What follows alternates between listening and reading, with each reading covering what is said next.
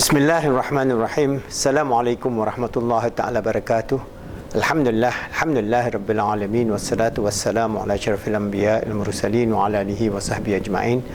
Alhamdulillah, we have a long drawn discussion on the nature of consciousness and the nature of our four levels of existence in the sense of our spiritual, emotional, mental and physical realm, and how this is actually being developed into the framework and principles as well as model for positive Islamic psychology, and also our model for positive Islamic cognitive behavior therapy. So we are going into the very depth of positive Islamic cognitive behavior therapy, but we are developing first the founding principles, because if you go to this book, Positive Islamic Psychology, a Transcendent Model to Achieve Peace, Happiness and Success in the 21st century, we have all these principles related here. That means we have this understanding of, first, if we are going to talk about Islamic psychology, we are going to talk about the four principles. So it is the four principles here. It is in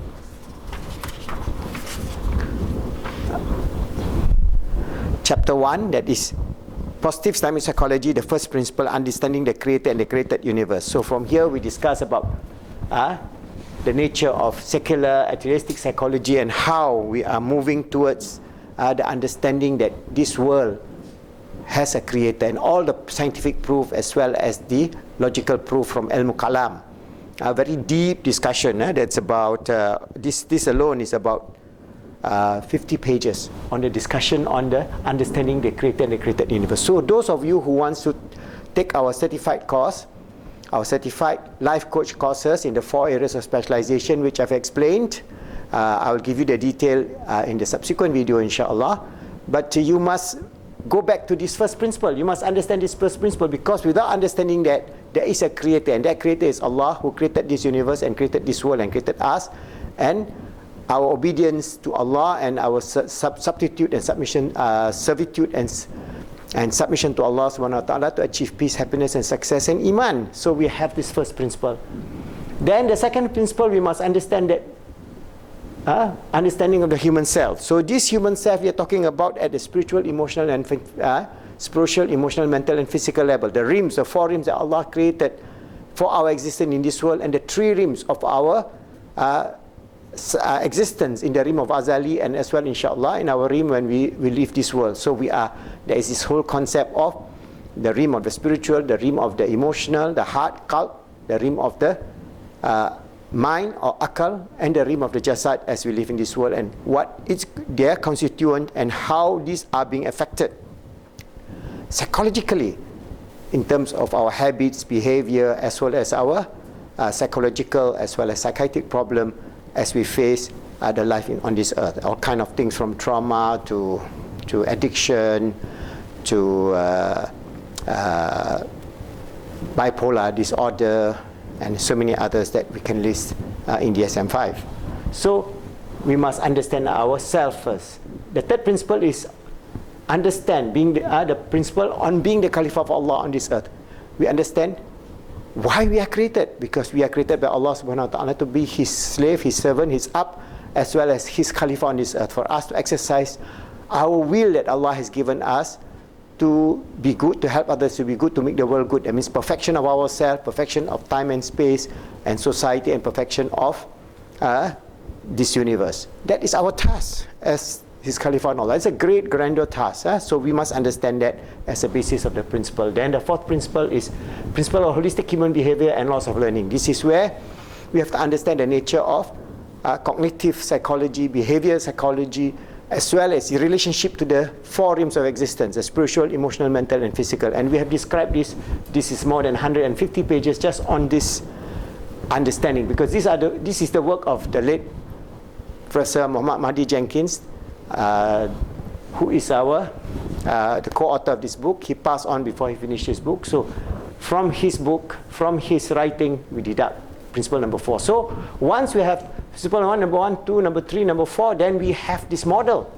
This is the first positive Islamic psychology model, or Islamic psychology model, where we say that there are first the three environmental sources that impact our nature and our existence on this earth, as well as our psychological situation. So the three environmental So first, this physical environment, all the aspects of physical environment from housing, nutrition, genetics, and so on. The social, internal environment of our social existence and inter-social existence in terms of community, society, global social environment, and so on. And then we have this inner speech. So all these 1, 2, and 3 impact our perception. And our perception is being colored by the physical environment, the social environment, and the inner speech.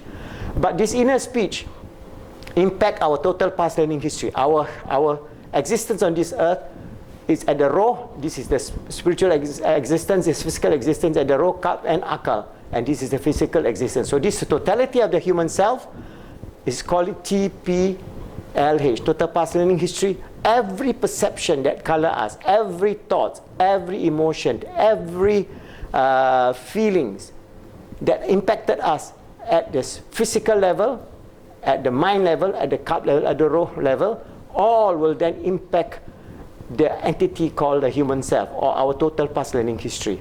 And then from here we can generate inner speech. From our raw, kalb, akal, and jasad, we can generate an inner speech that goes back as a feedback loop. And this feedback loop can be very important, very powerful. If we understand how we can use this inner speech, then we can actually overcome the social environment deficiencies, or even trauma or disaster in the social aspect of our existence, as well as the physical aspect of our existence. So because it's so powerful, this inner speech, we can color our perception and override all deficiencies in terms of our social and physical environment. And once we understand that, we learn this method of Islamic psychology method of coloring our perception towards a positive. That's why it's also is the basis for this positive Islamic psychology. So this is the first model in the Muslim world, an Islamic psychology model that is so powerful that if we can harness this, we can change ourselves at the 4 levels. Our physical self, mental self, emotional self, and the raw. Because once we can adapt to that, then we can overcome a lot of the challenges that we face today. For example, the fight and flight response, and constantly under stress, anxiety, constantly having problems at the physical level also, because stress will then impact our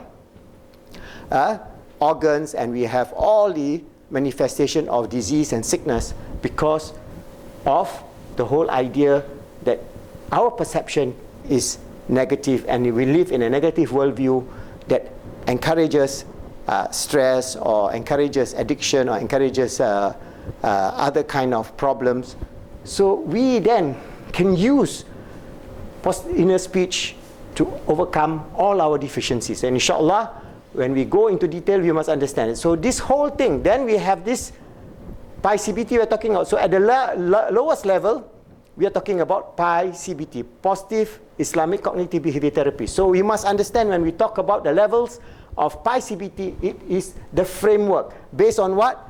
Based on the principles, the models, principles and models of Islamic psychology and positive Islamic psychology based on this book. So if you are going to do our certification course, you must buy this book, use this as a handbook, and then study this thoroughly. Then inshallah, you'll understand the depth of Islamic psychology that we are promoting to the world. All right? So from this model, we go further.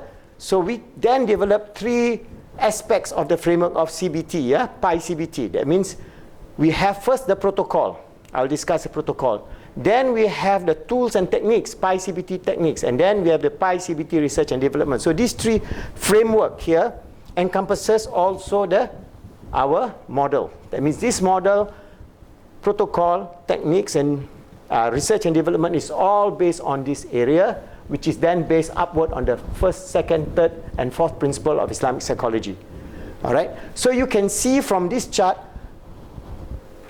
inshallah, we are very, very, what do you call it? We are developing a very, very systematic framework, starting from principles, then the model, then the protocol, techniques, tools, and research.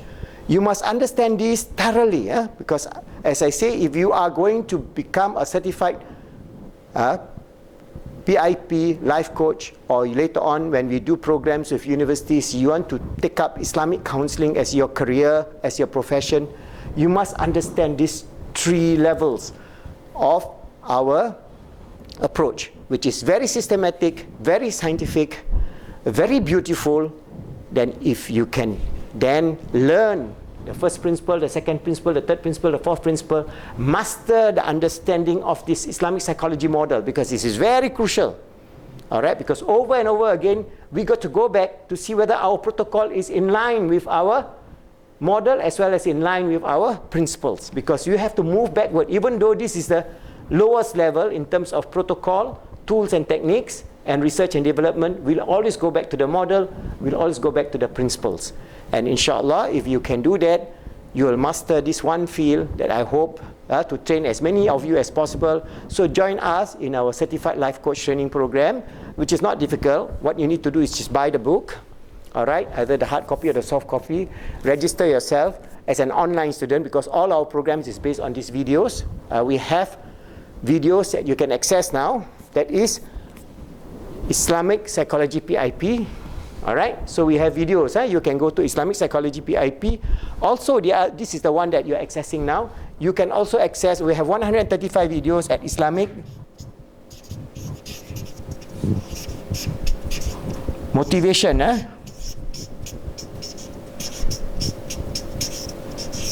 PIP. Go to this YouTube.